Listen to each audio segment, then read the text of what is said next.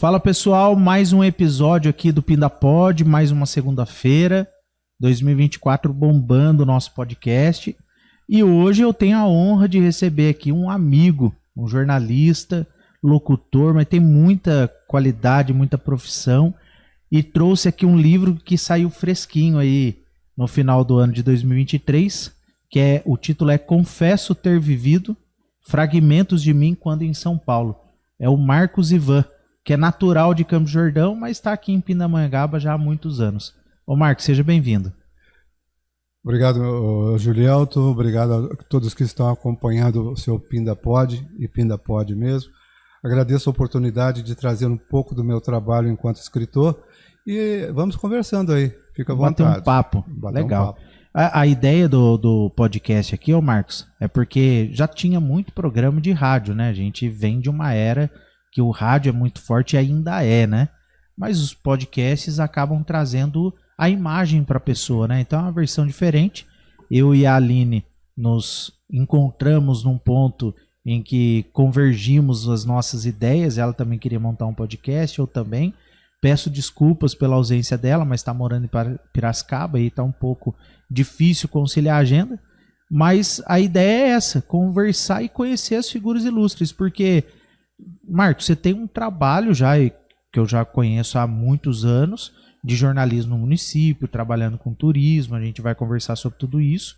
Mas conta um pouquinho de como você veio parar aqui em Pinda, como que foi a sua história, por que você é natural de Campos, quando que você veio para cá? Eu, há 75 anos e um mês, eu nasci em Campos do Jordão, filho do casal Abel e Benedita. Meu pai era padeiro, mamãe era dona de casa e cuidava de mim, do Telmo, que é o mais velho, e na época o Cláudio, que agora está em Joinville. E um dia meu pai foi ao médico e o médico falou: olha, você precisa descer a serra por problemas de saúde. Meu pai veio na frente, foi para Taubaté, arranjou um emprego, ele era padeiro, continuou sendo padeiro em Taubaté. E a minha mãe um dia cismou de não ficar sozinha mais em casa. Ela pegou, juntou as tralhas que podia, colocou numa sacola e fomos para Taubaté. E de lá passamos quase um ano e meio lá e viemos para Pindamonhangaba, onde eu enterrei meu segundo umbigo. Eita, nós, hein? Aí tem a história toda aqui em Pinda. Tem história toda aqui em Pinda. Muita história, muita saudade dos tempos que nós morávamos na Rua da Lagoa, e quando chovia, uma chuva mais forte, a enxurrada que vinha lá da Frederico Machado atravessava os quintais, passava pela sala de casa e saía na Rua da Lagoa. Aí o nome, Rua da Lagoa, hoje é Albuquerque Lins. E hoje ainda, às vezes, ali agora resolveu um pouquinho o problema, né? Mas ainda tem algumas ruas aqui em Pinda, a exemplo ali da rua em frente à Academia Aerofísica, que também ainda forma uma lagoa quando chove ali, né? É uma situação que é difícil o prefeito enfrentar, né? Na verdade, Julielto, infelizmente, o planejamento da maior parte das cidades do Vale do Paraíba era um planejamento ainda dos tempos coloniais, do Império, onde não se imaginava ter-se um carro, um caminhão, era tudo carro de boi, carroça. Então, você percebe que muitas ruas são estreitas, as calçadas ainda mais. Então, seria necessário, digamos assim, fechar a cidade para balanço. E, infelizmente, nenhum gestor vai conseguir fazer isso. Ele teria que ter, sim, uma equipe bem estruturada, com tempo, condições, recursos públicos para fazer o investimento e também enfrentar, até certo ponto, a resistência de alguns que acreditam que obras debaixo da terra não mostram serviço. Né? Isso daí é algo que muitos prefeitos falam, né? Às vezes o prefeito deixa de fazer porque não é visível, né? E aí não enfrenta o problema. Mas e aí, veio para Pinda, constituiu família aqui? Vim para Pinda, continuei a família, estudei no Grupo Escolar Alfredo Pujol, depois fizemos o Instituto de Educação, ginasial, na época era a escola normal, que eu me formei professor, e continuei batalhando, trabalhando, trabalhei muito tempo na farmácia do UNI, na farmácia do Nossa Senhora do Bom Sucesso, fui secretário do Túlio Carvalho Campelo de Souza, de onde eu aprendi muita coisa de direito também, e depois trabalhei na Casa dos Irmãos. A partir daí, as coisas foram sucedendo, houve um primeiro relacionamento conjugal, de onde eu tenho a minha filha, que aliás é colega de profissão sua. E depois eu comecei a garimpar espaços, tempo solo. Essa relação acabou, eu comecei a correr trecho, como se diz. Uhum. E acabei, num bom momento, trabalhando na Volkswagen Taubaté, trabalhei na rádio em Campos do Jordão, rádio em Campinas, e não acidentalmente, mas providencialmente, fui parar em São Paulo, trabalhando em rádio e clube social. E como que começou essa história aí com rádio, com a escrita, com jornal? Como que...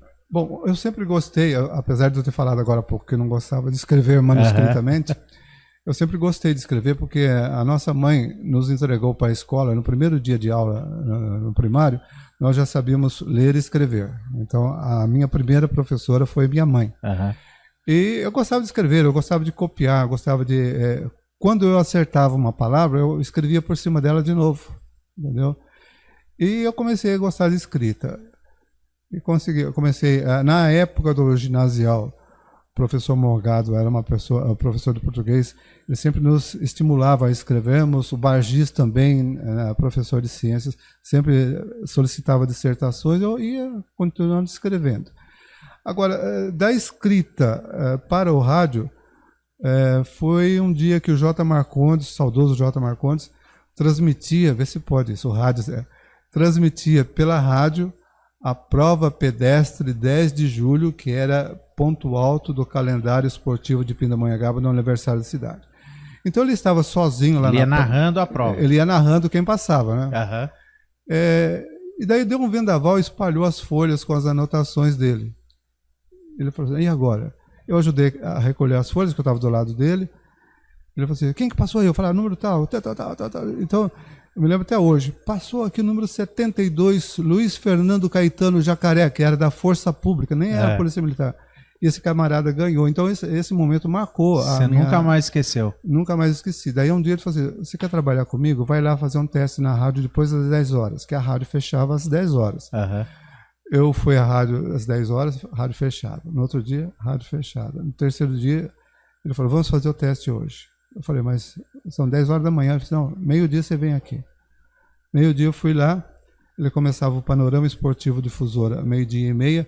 Ele falou assim, vai lendo o que está aqui, ó. Eu vou dando sinal para você, você vai lendo. Aí, no momento, ele me deu uma cartela cor de abóbora, escrito na capa assim, pense nisso.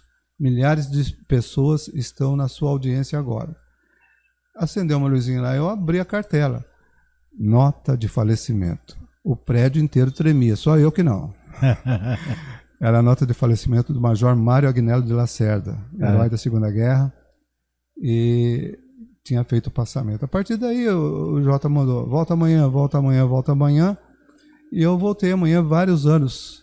Vários anos voltando amanhã. Meus irmãos Cláudio e José Carlos, que já fez a passagem também, trabalharam lá também, e eu... tive a missão de, numa decisão de jogo de voleibol pelos Jogos Regionais do Vale do Paraíba, aliás, Jogos Regionais do Interior, entre Poá e... não, Praia Grande e Pindamonhangaba, eu ter que noticiar o falecimento do J. Marcondes. Coube a mim fazer esse noticiário. Então, daí, correndo mais trecho na indústria metalúrgica, daqui e dali, trabalhei na Alcan, trabalhei na Volkswagen. E conciliando rádio com isso? Conciliando rádio com isso. Eu nunca me desliguei do rádio. Quando eu trabalhava na casa de dois irmãos, por exemplo, eu não almoçava. O meu almoço era um pão com alguma coisa dentro e um guaraná. Eu saía da casa dos dois irmãos, fazia o panorama esportivo e voltava.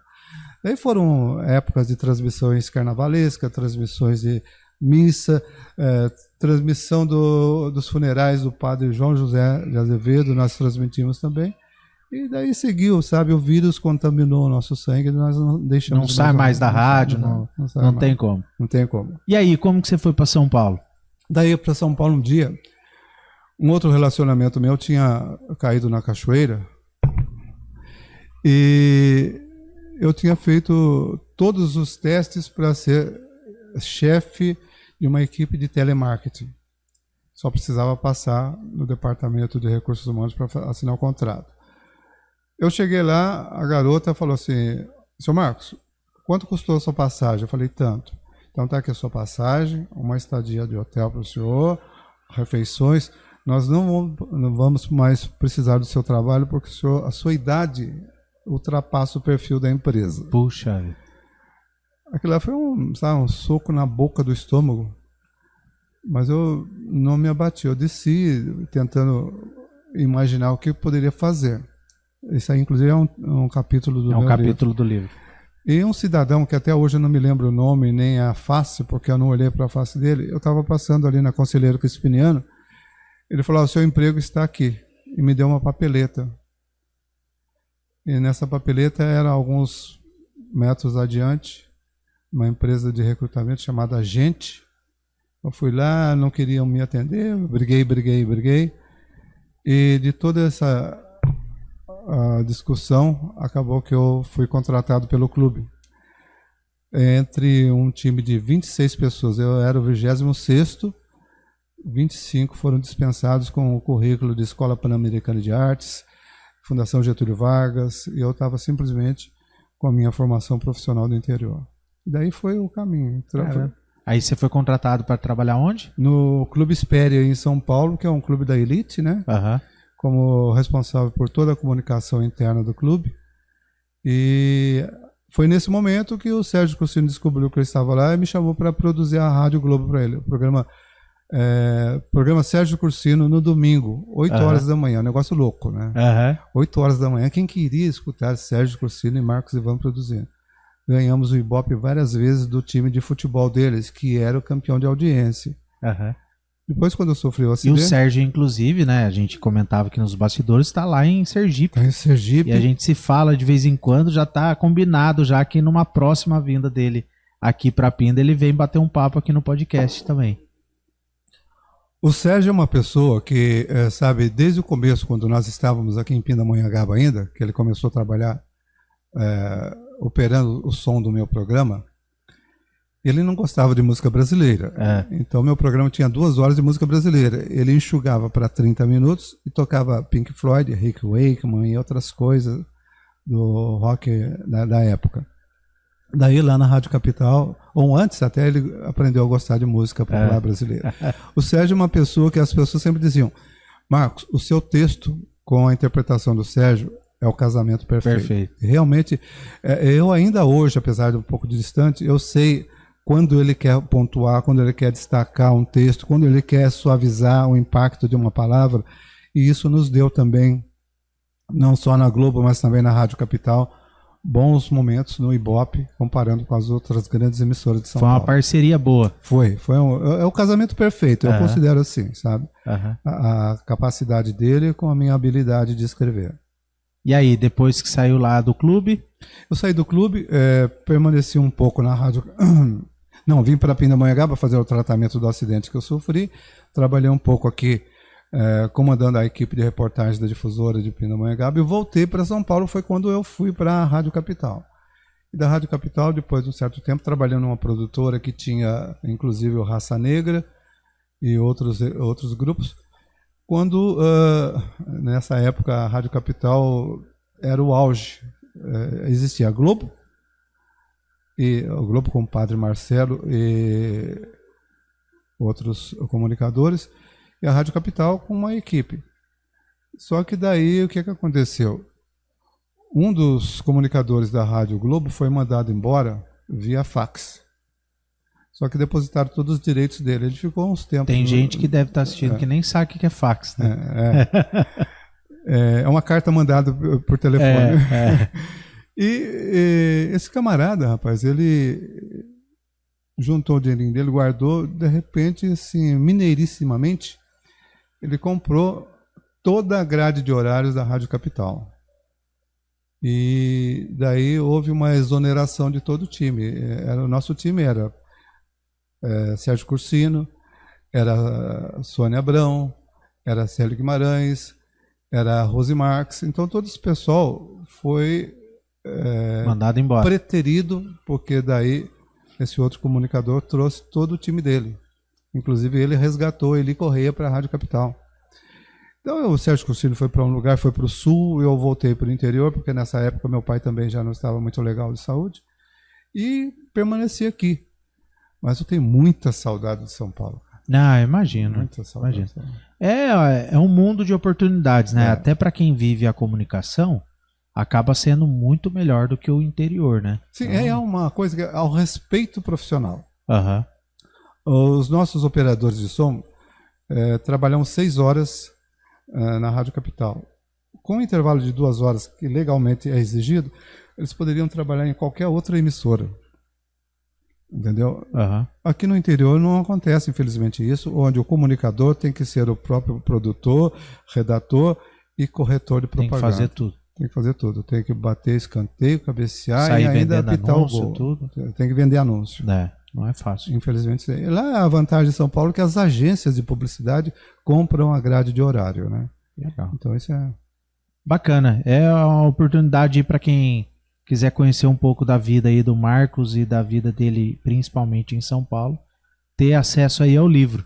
Mas, ô Marcos, eu acredito que você não trate esse assunto, porque não é em São Paulo, acredito que não tenha começado lá, mas eu acompanhando o seu trabalho, sua trajetória, você tem também um trabalho dentro do turismo.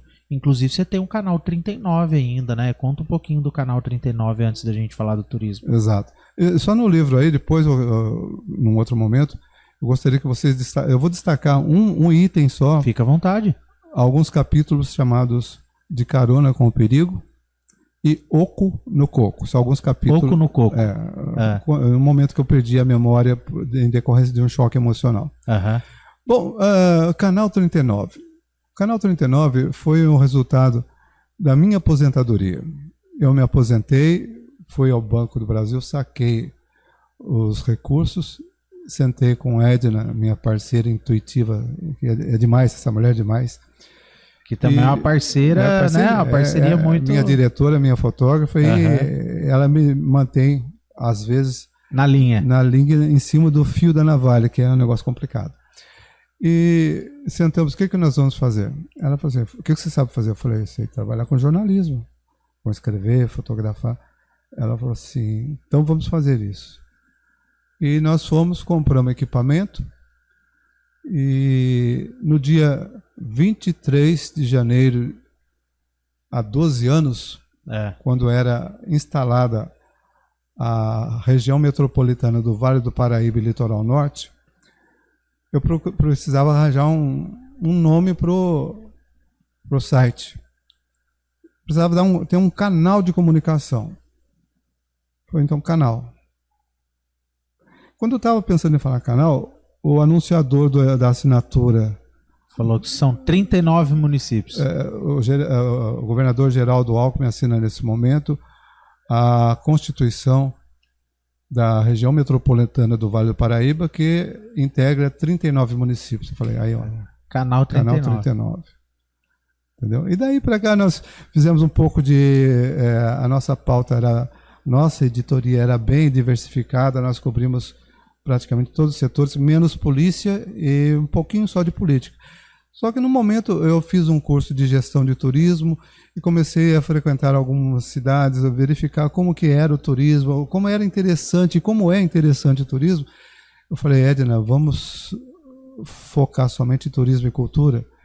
E começamos a focar em turismo e cultura. Então hoje o canal 39 é mais voltado a turismo e cultura da região. Essencialmente turismo e cultura da região, abrindo mais o leque para outras manifestações de turismo e cultura, como por exemplo em junho do ano passado nós fizemos uma visita técnica pela Associação Brasileira de Jornalistas de Turismo em Andradina.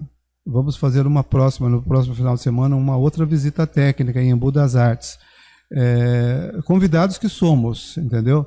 E consolidando parcerias. Eu vejo que vocês fazem cobertura principalmente de algumas festas, né? Isso. Festa de São Benedito, se não me engano, de Aparecida, Guará. Algumas vezes fizemos a festa do tropeiro em Silveiras. Tem a festa italiana em Canas, que segundo o padre Mário é mais importante que a festa do Quiririm. E além disso, nós buscamos mostrar o que o turismo de uma cidade pode oferecer. E não só eu até me pego muito numa fala do ex-secretário de turismo, Vinícius Lumertz, que ele disse que estava num evento e chegou um prefeito de uma cidade e falou, olha, a minha cidade é essencialmente turismo de contemplação, turismo, ecoturismo, meio ambiente, turismo de aventura. Ele perguntou, o que você tem na sua cidade? 15 cachoeiras. E o secretário perguntou, vias de acesso, sinalização, infraestrutura sanitária. Ele falou, isso aí eu preciso instalar. Ele falou assim, então você só tem cachoeira, você não tem turismo. Entendeu? Basicamente é isso que acontece. Né? Legal. E aí você tem essa participação também com o Canal 39 focado ao turismo. Eu vejo que você participou ali do Contour aqui do Conselho Municipal. Você vê que, voltando para uma questão política dentro do nosso município, hoje pode-se dizer que o turismo ele é fomentado, ele é acessível, como é a fala aí do secretário? Você acha que ele está bem sinalizado, que há vias de acesso, que existe esse estímulo por conta da prefeitura em relação aos pontos turísticos do nosso município, ou ainda tem muito para ser explorado? Julielton, você é uma pessoa que tem uma percepção bastante acurada. Quem acompanha o Pindapote também, eu diria para você, primeiro, eu nunca participei como conselheiro de turismo. E ainda há, sabe, assim, uma reserva dos conselheiros em aceitarem a nossa presença lá dentro. Mas durante muito tempo nós acompanhamos o Contour nas suas possíveis atividades, e eu me permito dizer que o Contour poderia oferecer ou fazer muito mais por Pindamonhangaba. Mas você perguntou para mim, o gestor, durante todo o tempo que eu frequentei as reuniões do Contour, em nenhum momento eu ouvi numa reunião. Não participar das reuniões? Não. A mesma coisa acontece com a Comissão de Turismo da Câmara de Vereadores. Eu nunca vi um vereador da Comissão de Turismo participar das reuniões do Contour, apesar de um dos vereadores ter sido homenageado o ano passado como amigo do turismo. E o Contour ainda, ele acabou de começar uma reestruturação. O que é o Contour, Julielton? O Contour, ele é composto por 1/3 de representantes da gestão e 2/3 de representantes da sociedade civil, os empresários, os produtores rurais, os que participam de meios de transporte. Só que, infelizmente, eu não sei se é pouca divulgação ou pouco interesse da sociedade civil. Então, o que nós temos hoje no Contour é um grupo de pessoas que, de uma forma ou de outra, tentam fazer alguma coisa para que o turismo de Pindamonhangaba seja realmente o turismo receptivo. Nós não percebemos isso. Eu digo sinceramente, aliás, eu lamento precisar dizer isso, que o Contour ainda precisa ser mais respeitado e que a própria gestão veja de modo diferenciado o Contour. Nos últimos momentos, nos últimos meses, por exemplo, o que menos acontece na reunião do Contour é a presença de representantes da gestão. Entendeu? E também deixar bem claro que turismo não é evento. Evento é uma ferramenta para se fazer turismo. Turismo é muito mais que isso. O grupo técnico de especialistas da Secretaria de Turismo, que analisa cada projeto, cada plano diretor de turismo de cada cidade, eles têm, esse grupo técnico, tem o perfil de Pindamonhangaba consolidado inicialmente como turismo cultural. O que é turismo cultural, Julielton Modesto? Primeiramente, a preservação dos patrimônios históricos da cidade, porque você não faz história se não tiver a preservação da cultura. Os festejos populares como a Folia de Reis, congadas, festas de São Benedito, festas do Divino, que nós tínhamos aqui em Pindamonhangaba, isso foi morrendo. Não sei se é desinteresse de todos ou se realmente... Não há nenhum resgate cultural. Não há como existe também a discussão do próprio carnaval, né, das festividades serem transferidas para o parque da cidade e um encurralamento das pessoas e não ter mais desfile de escola de samba, blocos. Então, sabe, me dói muito lembrar Bloco Caiapós, Escola de Samba Acadêmicos do Morro, Princesinha do Norte, havia sim uma dedicação de fazer isso. O próprio bloco Brotinhos de Pinda, lá da Aviões da Fiel. Aviões da Fiel. Então, o que o povo quer? O povo quer ir para a rua festejar. Quando você estabelece um certo limite, um certo padrão de suposto comportamento, você está limitando a alegria. Entendeu? Se você cerca tudo isso num quadradinho, pode ser o mais lindo lugar da cidade, mas você deixa de favorecer as pessoas que têm menos condições de ir até lá, porque você vai depender de ônibus, de táxi, de Uber, as instalações não são adequadas até certo ponto. E o que o povo quer? Eu tenho um bloco de carnaval, o que eu quero? Eu quero passar para o pessoal me ver, ser aplaudido. Isso aí não é egoísmo, é entusiasmo. Então, quando você começa a limitar a alegria, realmente as coisas não tendem a dar certo. Mas aí você falava do grupo técnico que falava que Pinda era classificado como turismo cultural. Cultura. Num terceiro momento, seria ecoturismo ou turismo de aventura.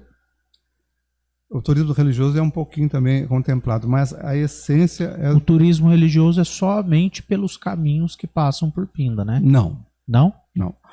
A configuração do turismo religioso tem que ser bem mais ampla. Nós não podemos considerar o turismo religioso somente a religião católica. Sim. Entendeu? Então, existe sim a movimentação de peregrinos o ano todo, principalmente mais em outubro, mais ainda em novembro, aqueles que seguem para a Aparecida, e daqui a pouco nós vamos ter também o Santuário de Frei Galvão. Só que esses são alguns caminhos, inclusive com CNPJ, a maior parte deles tem CNPJ, são associações. Mas o turismo religioso, ele contempla toda manifestação de fé. Umbanda, candomblé, kardecismo, a própria Hare Krishna, que efetivamente é mais uma filosofia do que religião, e todos os outros, as outras denominações. Mas as outras religiões que você citou, por exemplo, em Pinda tem a fomentação de templos ou algo nesse sentido? Não existe que eu conheça, pelo menos eu desconheço. O candomblé tem alguns, eles chamam de barracões. A Umbanda tem alguns terreiros. Não, que tem, mas eu digo assim, o turismo não fomenta essa... Não, o turismo de Pindamonhangaba não fomenta, mas, por exemplo, em Guaratinguetá, a região de Guaratinguetá... Sim, é famosíssimo. Vai ter agora, já está consolidado, o distrito, Vale da Fé. E tem um cidadão de Guaratinguetá que já está desenvolvendo a Rota dos Orixás. Então ele está catalogando, está levantando todos os caminhos, todos os templos. E sempre, principalmente a Umbanda tem uma festa de Preto Velho, que é em maio. O Candomblé tem as festas tradicionais dos orixás, tem a saída de santo, que é quando o camarada cumpre um preceito, ele recebe uma homenagem da casa do Candomblé. Então tudo isso movimenta o turismo, assim como o Hare Krishna também movimenta, entendeu? Não só pela filosofia, mas também pela beleza do lugar, pelo respeito que as pessoas têm. E tudo isso precisa ser bem formatado e, acima de tudo, divulgado.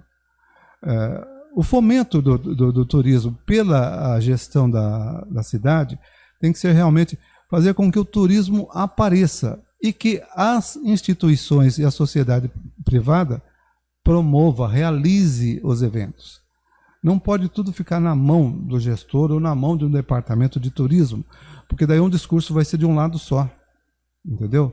Quando talvez eu possa, o secretário ou o planejador de turismo da cidade pode ter as melhores intenções, mas ele vai ficar restrito a verbas e a leitura que todas que as ele outras faz.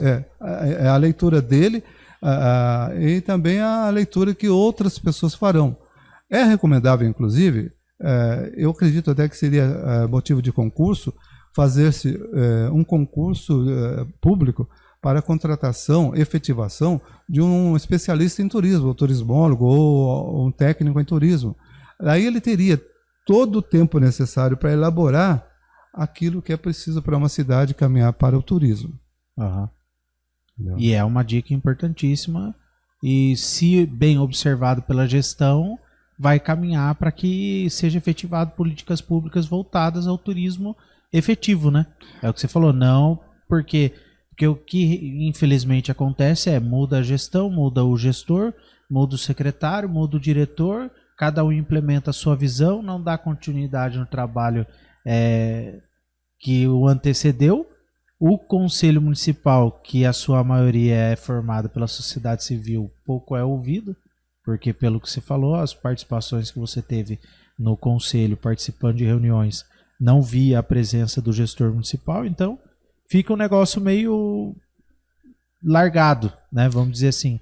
É claro que existe um trabalho em termos de eventos, mas é o que você falou, evento também não é estritamente turismo, é uma ferramenta para que o turismo seja fomentado, mas aí fica difícil. E aí eu vejo que outras cidades, pelo canal 39, que eu acompanho, tem a prática de fomentar o turismo de outras formas, né? Principalmente o turismo religioso, né? Exato. Você disse uma palavra aí que é essencial para acontecer o sucesso de uma cidade em toda a segmentação de administração: política pública. Entendeu? A verdadeira política pública não contempla as decisões tomadas em uma mesa. Contempla ouvir-se a população. Quando você ouve a população, você vai estar dando a possibilidade de diálogo, de troca de conhecimentos, troca de ideia. Quando tudo é decidido numa mesa, você corre dois riscos: ou de acertar estupendamente e anular até as possíveis ideias vindas de fora, ou como errar estupidamente sem ouvir as opiniões de outras pessoas. E é o que normalmente acontece, né? Os erros. Lugar. A probabilidade maior. E quando você fala assim que o poder público não se manifesta, eu lamento, sabe, que algumas coisas que precisam acontecer. Por lei, no Contur, a prefeitura precisa indicar alguns representantes. São 4 grupos que ela precisa indicar para comporem o turismo, sempre respeitando 1/3 do total do Contur. Agora, quando você coloca, e eu me permito dizer isso assumindo toda a responsabilidade, você coloca para representar a prefeitura o secretário de Cultura e Turismo, o subsecretário de Cultura e Turismo, o diretor de Cultura e Turismo, você está deixando de aproveitar a opinião de quem trabalha na gestão há muito tempo, aquele profissional de carreira, que pode ter a sensibilidade de entender mais a demanda pública. E de falar, nas outras gestões acertava-se assim, errava-se assado. E o Contur, para você ter uma ideia... Até porque o secretário já tem uma agenda puxada e às vezes fica difícil mesmo participar. Aliás, nesse caso, aquele profissional de carreira, vamos dizer, o chefe de setor de turismo ou o chefe de setor de cultura, está mais capacitado com respeito aos titulares da hierarquia, ele está mais capacitado a entender a necessidade do departamento, a necessidade do público. Agora, o que acontece, para você ver como a lei do Contur precisa ser observada adequadamente. Todo final de ano ímpar acaba a gestão do presidente do Contur. Por quê? As eleições são a cada 4 anos pares. Então, se você vem com uma gestão... Inclusive, assumiu a nova diretoria, a nova presidência, que é o Alex, né? Sim, assumiu. Ele é guia de turismo, tem conhecimento. Vou convidá-lo para ter um papo. Mas, na verdade, o que acontece? Se você não fizer isso, se você deixa, acaba o Contur, acaba a gestão, entra outro gestor, vai nomear outros representantes, vai perder todo o tempo. Entendeu? Então, os projetos que precisavam... Pra dar continuidade. Os projetos do Contur que precisavam acontecer, não aconteceriam com o mesmo impacto. Você vê, qualquer gestor que assuma qualquer prefeitura vai querer mostrar o trabalho dele em detrimento do que já estava sendo feito. Agora, o que é preciso entender também é que desse tempo todo que eu acompanhei o Contur, na verdade, as coisas já chegavam resolvidas para o Contur. Entendeu? Então, Já chegava decidido. Aí não era opinativo, né? O Conselho só referendava a decisão já tomada. Já. O Contur, por lei, ele é consultivo, deliberativo e fiscalizador. Eu torço para que o Contur realmente tenha sucesso. Desenvolva as 3 áreas. Né? Eu pouco cubro as ações de Pindamonhangaba no turismo, mas eu me sentiria bem à vontade para festejar as coisas que acontecessem, que nascessem no Contur, fossem desenvolvidas com esse aval do Contur. Por exemplo, o Jacareí está reformando uma edificação histórica lá, por indicação do Contur. Jacareí já é município de interesse turístico. R$615 mil foram indicados para que fosse feita aquela obra de restauração. E nós precisamos, em Pindamonhangaba, ter alguma restauração urgente de alguns pontos culturalmente tradicionais que não acontecem. Eu diria o seguinte, é preciso, sim, pensar-se turismo de um modo mais amplo, mais aberto, e mais sensível quanto aos resultados que o turismo traz para a cidade. Não é só verba impositiva, não é só verba estatal. Existe uma coisa chamada ticket médio. O que é o ticket médio? O ticket médio é aquilo que é produzido pelo turista que vem para a cidade, digamos, Pindamonhangaba. O que é turista? Aquele cidadão de outras localidades que fica pelo menos 24 horas na cidade. Entendeu? A partir daí, tudo que ele investe na cidade, mesmo que ele fique em casa de parentes, ele vai precisar comprar um presentinho para levar para alguém, uma lembrancinha, vai almoçar no melhor restaurante da cidade, vai conhecer algum atrativo que é pago, e vai levar o conhecimento da cidade para outras pessoas. Aí você está fomentando o turismo. E capacitar também algumas instituições, como, por exemplo, motorista de táxi, balconista de loja, posto de gasolina. Não é só no Ipiranga que você pega informação, entendeu? E uma coisa que eu sinto falta é de um verdadeiro posto de informação turística que funciona um no museu, funciona outro no shopping, mas no centro da cidade, pelo menos até 22 horas, não existe nenhum. Até a pessoa chegar no shopping ou no museu. Não, a pessoa vai pagar pelo menos R$8 para estacionar, né? É uma crítica construtiva que eu faço para a gestão. Sim. Eu quero que entenda o seguinte, eu não sou nada contra o turismo de Pindamonhangaba, não sou contra Pindamonhangaba, mesmo porque eu trabalho aqui, moro aqui, vivo aqui, amo essa cidade, vou ao supermercado, vou ao shopping e faço as minhas compras aqui. Dificilmente eu vou comprar fora, entendeu?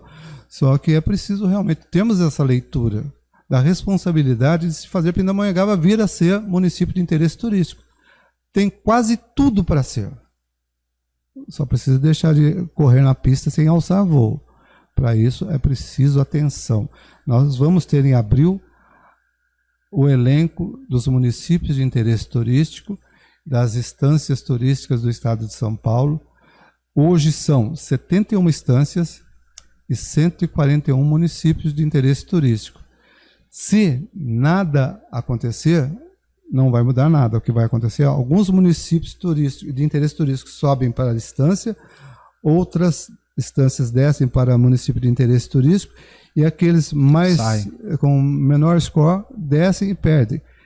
Qual é a vantagem de ser município de interesse turístico? Como Jacareí... É investimento do Estado. É uma verba, por exemplo, Jacareí recebeu R$615 mil para restaurar um prédio. Nós poderíamos ter até já esse impacto inicial, por exemplo, na Igreja São José, que é outra história que talvez se consiga discutir num outro momento. Mas eu torço muito por Pindamonhangaba. Legal. Só me dou o direito de fazer o meu jornalismo independente. Tá certo. E sempre, né? Por isso que eu gosto de acompanhar seus textos lá e faço questão de sempre estar lendo, porque você escreve com dedicação, você escreve com carinho, coração, e você escreve aquilo que você pensa. É difícil quando o jornalista, ele abaixa a cabeça e passa a escrever para poder agradar o gestor, para agradar determinado grupo político. E aí ele perde um pouco daquele brilho que o jornalista tem. Marcos, se fosse aqui, a gente ficava 2 horas, 3 horas fácil conversando. Agradeço a oportunidade de você estar aqui batendo esse papo, falar de turismo, falar da suas experiências em São Paulo, sua carreira profissional. Não é porque estou na sua frente, mas saiba que eu tenho admiração e respeito pela sua pessoa, pelo seu profissional que você é. Parabéns pelo Canal 39. Vou ler com muito cuidado, com muita atenção o livro, depois te dou um retorno. Obrigado a sua participação e deixa um recado aí para quem está acompanhando a gente. Bom, vou deixar alguns recados. Primeiro, quando meu pai, ainda nós caminhávamos, ele tinha uma banquinha de verduras e legumes no mercado municipal, a gente caminhava pela madrugada, ele falava assim, ande pelo meio da rua, boca fechada porque tem gente dormindo, eu não vou deixar nada para vocês a não ser meu nome. Entendeu? Então, em memória a ele, que eu faço todo esse trabalho independente, me orgulho, e eu queria até deixar mais um recadinho. Aqueles que precisam fazer de Pindamonhangaba uma cidade exemplo, deem um exemplo também. Não se abatam, não se desiludam, mas acima de tudo, participem, deem a sua colaboração efetiva, não se acomodem. E Julialton, eu agradeço a você, agradeço ao Michel, que está ali nos monitorando, e também, com a sua licença, eu quero mais uma vez mostrar o nosso livro. Tem muita coisa boa aqui, vocês vão se divertir, vão refletir, e é um pouco da minha história que eu dedico à minha mãe adotiva Pindamonhangaba, contando daquilo que eu vivi longe dela. Legal. Ô Marcos, para entrar em contato com você, como que faz? Então, essa aqui é uma publicação independente, então não existe em livraria, não existe em editora. Pelo meu WhatsApp, que é 98317. Repita, 983173062. Entre em contato conosco, ou então pelo formulário do canal39.com.br, e a gente estará enviando para vocês. Para o Brasil inteiro, esse livro custa R$50 com correio. Entrega em mãos, só R$40. E até sexta-feira, no máximo, estará no ar mais uma revista 39 digital. Legal, bacana. Pessoal, obrigado aí, mais um episódio. Até a próxima segunda-feira, não perca.